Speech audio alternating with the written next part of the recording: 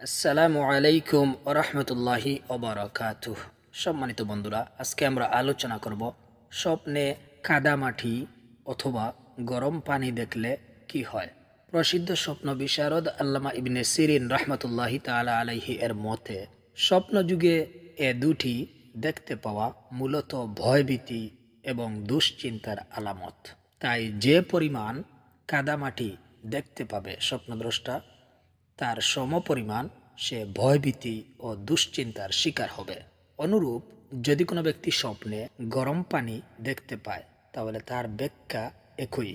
যদি কোনো ব্যক্তি স্বপ্নে দেখে তার গায়ে গরম পানি লেগেছে, এর অর্থ হবে রাজা বাদশাহ তথা শাসকবর্গের পক্ষ থেকে সে দুঃখ কষ্টের শিকার হবে। এ পর্যায়ে পানির উষ্ণতা যত বৃদ্ধি পাবে সে অনুপাতে নির্যাতনের মাত্রাও বেড়ে যাবে।